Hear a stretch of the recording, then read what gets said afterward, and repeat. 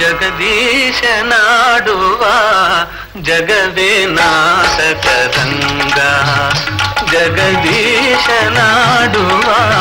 ಜಗವೇ ನಾಟಕ ರಂಗ. ಸಂಚಾರಿ ನಾನಾಗಿ ಕಾಣುವ, ಸಂಚಾರಿ ನಾನಾಗಿ ಕಾಣುವ ಜಗದೀಶನಾಡುವ. ಕಲಾವಿದರ ಪರಿಚಯಕ್ಕೆ ನನ್ನನ್ನು ಆಹ್ವಾನಿಸಿದ್ದಕ್ಕೆ ಅವರಿಗೆ ನಾನು ಶುಭ ಕೋರುತ್ತೇನೆ. ನನ್ನ ಹೆಸರು ನಾರಾಯಣಪ್ಪ. ನಮ್ಮ ತಂದೆ ಮುದ್ದಯ್ಯ, ತಾಯಿ ಗಂಗಮ್ಮ.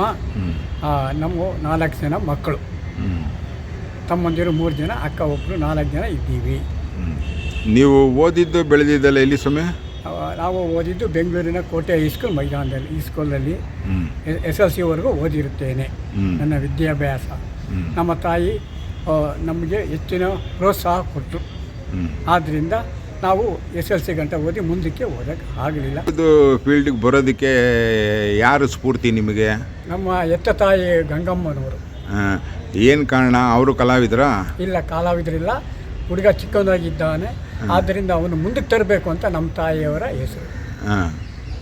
ನೀವು ಅಭಿನಯಿಸಿದಂಥ ಮೊದಲನೇ ನಾಟಕ ಯಾವುದು? ಯಾವಾಗ ಇಸ್ವಿಲಿ ನೀವು ನಾಟಕದ ರಂಗಕ್ಕೆ ಬಂದ್ರಿ?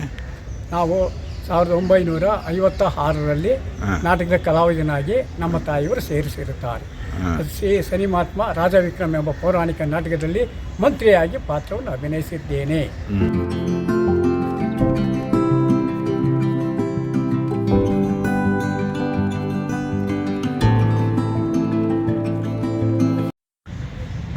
ಸ್ವಾಮಿ, ನೀವು ಮೊದಲನೇ ನಾಟಕ ರಾಜ ವಿಕ್ರಮಕ್ಕೆ ಬಂದರು ಅಂತ ಹೇಳಿದ್ವಲ್ಲ, ಅದು ನಾಟಕನ ಎಲ್ಲಿ ಅಭಿನಯಿಸ ಮಾಡಿದ್ದು ನೀವು? ಮೈಸೂರು ರಸ್ತೆ ಹೊಸಗುಡಿದಳ್ಳಿ. ಅಲ್ಲಿಂದ ಮುಂದೆ ಹೆಂಗೆ ನಿಮ್ಮ ಜೀವನ? ಅದೇ ಥರ ನಮ್ಮ ತಾಯಿಯವರು ವರ್ಷಕ್ಕೂ ಪ್ರತಿ ವರ್ಷ ನಾಟಕಕ್ಕೆ ಕಳಿಸ್ತಾ ಇದ್ದಾರೆ. ಯಕ್ಷಗಾನ, ಮೂಡ್ಲಪ್ಪ ಯಕ್ಷಗಾನದಲ್ಲಿ ರಾಮನ ಪಾತ್ರ, ಲಂಕಿಣಿ ಪಾತ್ರ, ರಾವಣನ ಪಾತ್ರ, ಸಂಪಾತಿ ಪಾತ್ರ, ಋಷಿ ಪಾತ್ರ, ಹಿಂಗೆ ಅಭಿನಯ ಮಾಡುತ್ತಾ ಇದ್ದೇನೆ. ನೀವು ಮೊದಲನೇ ನಾಟಕದಲ್ಲಿ ಯಾರು ನಿಮಗೆ ಡೈರೆಕ್ಷನ್ ಮಾಡಿದ್ದು? ಯಾರು, ಅವ್ರ ಹೆಸರೇನು? ಶ್ರೀ ಹರೀಶ್ ಕುಮಾರ್ ನಾಯಂಡಹಳ್ಳಿ ಅವರೇ ನಮಗೆ ಗುರುಗಳು. ನಾವು ಕಲಾವಿದನಾಗಿ 1956ರಲ್ಲಿ ಬಂದಿದ್ದು. 7ನೇ ವರ್ಷದಲ್ಲಿ ಬಣ್ಣ ಹಾಕಿದ್ದು. ಆಗ ನಿಮ್ಮ ಮದುವೆ ಆಗಿದ್ದು ಯಾವಾಗ? ಮತ್ತು ನಿಮಗೆ ಎಷ್ಟು ಜನ ಮಕ್ಕಳು? 1975 ಏಪ್ರಿಲ್ 30ನೇ ತಾರೀಕರಲ್ಲಿ ನಮ್ಮ ಮದುವೆ ಆಗಿತ್ತು. ನಮಗೆ 4 ಜನ ಮಕ್ಕಳಿದ್ದಾರೆ.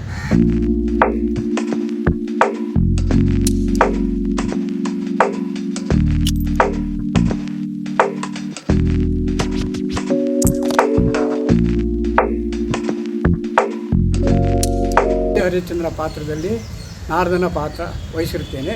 ನಿರ್ದೇಶಕರು ಹೊನ್ನೂರಪ್ಪನವರು. ನೆಕ್ಸ್ಟ್ ಸುಂದರಕಾಂಡ ರಾಮಾಯಣದಲ್ಲಿ ಯಕ್ಷಗಾನದಲ್ಲಿ ಲಕ್ಷ್ಮಣನ ಪಾತ್ರ ಅಭಿನಯಿಸಿ ಗುರುಗಳಾದ ಲಿಂಗಪ್ಪನವರಿಂದ ಅಭಿನಯಿಸಿರುತ್ತೇನೆ. ಮುಂದೆ ರಾಜ ಸತ್ಯವ್ರತ ನಾಟಕದಲ್ಲಿ ಬೇತಾಳನ ಪಾತ್ರದಲ್ಲಿ ವಹಿಸಿ ನಿರ್ದೇಶಕರು ಹರೀಶ್ ಕುಮಾರ್ ಅವರ ನೇತೃತ್ವದಲ್ಲಿ ಮಾಡಿರುತ್ತೇನೆ. ಅದೇ ರೀತಿ ಮುಂದೆ ಸತ್ಯ ಮಹಾಂದಾತ ನಾಟಕದಲ್ಲಿ ಗುರುಗಳಾದ ಶ್ರೀ ಹರೀಶ್ ಕುಮಾರ್ ಅವರ ನಿರ್ದೇಶನದಲ್ಲಿ ಮಂತ್ರಿಯಾಗಿ ಪಾತ್ರವನ್ನು ಅಭಿನಯಿಸಿರುತ್ತೇನೆ. ಅದೇ ರೀತಿ ಸುಂದರಕಾಂಡ ರಾಮನ ಪ್ರತಿ ವರ್ಷ ಚಿಕ್ಕ ತಿರುಪತಿ ಮಾಲೂರು ತಾಲೂಕು ಅಲ್ಲಿ ಲಂಕಿಣಿ ರಾವಣ ಪಾತ್ರವನ್ನು ಅಭಿನಯಿಸಿ ಆ ಗುರುಗಳಾದ ಶ್ರೀ ಲಿಂಗಪ್ಪನವರಿಂದ ಪಾತ್ರವನ್ನು ಅಭಿನಯಿಸಿರುತ್ತೇನೆ. ಅದೇ ರೀತಿ ಮುಂದೆ ದಾನಸೂರಕರಣದಲ್ಲಿ ನಾರದನ ಪಾತ್ರ ವಹಿಸಿ ರವೀಂದ್ರ ಕಲಾಕ್ಷೇತ್ರದಲ್ಲಿ ಅಭಿನಯಿಸಿರುತ್ತೇನೆ. ನರಸಿಂಹಯ್ಯನವರು ಮೇಸ್ಟ್ ಸಂಗೀತ ನಿರ್ದೇಶಕರಾಗಿ ಪಾತ್ರ ವಹಿಸಿರುತ್ತಾರೆ. ಹಾಗೂ ಅದೇ ರೀತಿ ಕುರುಕ್ಷೇತ್ರ ನಾಟಕದಲ್ಲಿ ಸಾರ್ಥಕಿ ಪಾತ್ರವನ್ನು ನಿರ್ದೇಶಿಸಿ ಮಾಡಿರುತ್ತೇನೆ. ಹರೀಶ್ ಕುಮಾರ್ ಅವರು ನಿರ್ದೇಶನ ಮಾಡಿರುತ್ತಾರೆ. ಅದೇ ಮುಂದೆ ನಾಟಕದಲ್ಲಿ ನಮಗೆ ಹೆಚ್ಚಿನ ಪ್ರೋತ್ಸಾಹ ಸಹಕಾರ ಕೊಟ್ಟಂತಹ ಗುರುಗಳಾದ ಕಲ್ಲೂರು ಶ್ರೀನಿವಾಸರವರ ಪಾತ್ರದಲ್ಲಿ ದುಶ್ಯಾಸನ ಪಾತ್ರವನ್ನು ಕುರುಕ್ಷೇತ್ರ ನಾಟಕದಲ್ಲಿ ಪಾತ್ರವನ್ನು ಅಭಿನಯಿಸಿರುತ್ತೇನೆ. ಹೀಗೆ ನಾನು ನೂರಾರು ಅಭಿನಯಿಸ ಪಾತ್ರಗಳನ್ನು ಮಾಡಿ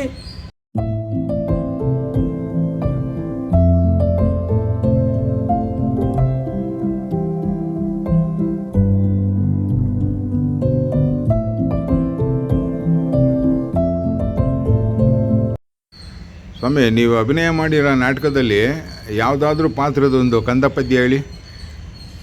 ಪರಹಿತ ಸಾಧನ ತರುವೇಲತೆಯೇ ಪರಹಿತ ಸಾಧನ ತರುವೇಲತೆಯೇ ಅರಳಿದ ಸುಮಗಳೇ ಕಾಣಿರ ಪರಿಮಳ ಬೆರಸಿ ಮನವಾನಲಿಸಿ ಪರಿಮಳ ಬೆರಸಿ ಮನವಾನಲಿಸಿ ಸುಳಿಯುವ ಮಾರುತ ಕಾಣಿರ ಸೀತಾ ಮನೋಹರೇ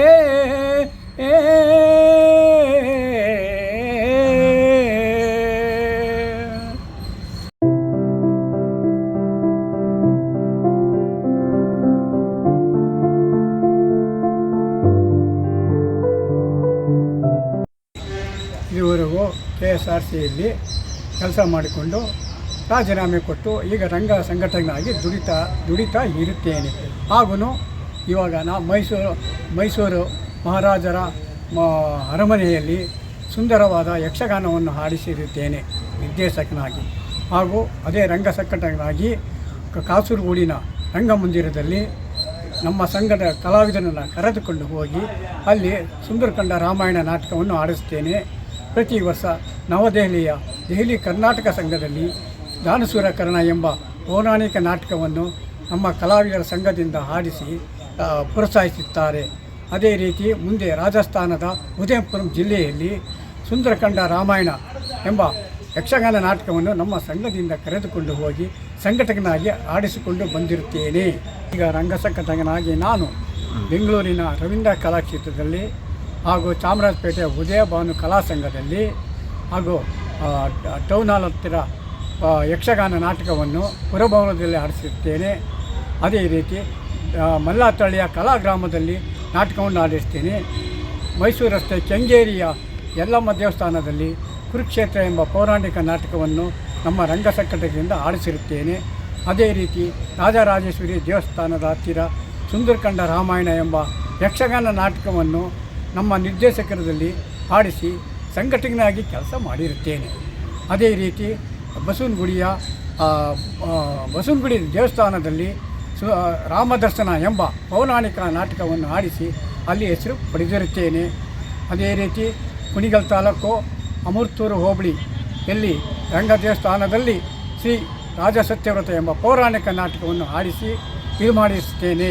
ನಾನು ಇದುವರೆಗೂ ಕಲಾವಿದನಾಗಿ ದುಡಿದು ಇನ್ನು ಮುಂದೆಯೂ ನಾನು ಅದೇ ರೀತಿಯಾಗಿ ಇನ್ನು ಕಲಾವಿದರನ್ನು ಪ್ರೋತ್ಸಾಹಿಸುತ್ತಾ ರಂಗಭೂಮಿಯನ್ನು ಬೆಳೆಸುತ್ತಾ ಪೌರಾಣಿಕ ನಾಟಕದಲ್ಲಿ ಇನ್ನೂ ಹೆಚ್ಚಿನ ಕಲಾವಿದರನ್ನು ಪ್ರೋತ್ಸಾಹಿಸಿ ನನ್ನ ಕಲಾವಿದನಾಗಿ ಅವರಿಗೆ ಇಷ್ಟು ಅವಕಾಶ ಕೊಡುತ್ತೇನೆ. ಆದ್ದರಿಂದ ನೀವುಗಳು ನನ್ನ ಮೇಲೆ ಅಭಿಮಾನ ಇಟ್ಟು ಪ್ರೋತ್ಸಾಹಿದ್ದೀರಾ. ನಿಮಗೆ ಧನ್ಯವಾದಗಳನ್ನು ಈ ಮೂಲಕ ಅರ್ಪಿಸುತ್ತಿದ್ದೇನೆ.